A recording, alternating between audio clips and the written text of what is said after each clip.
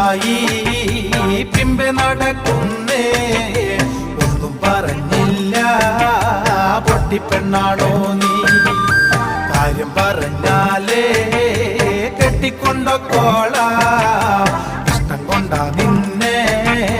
കൂടെ പൊറിപ്പിക്കാൻ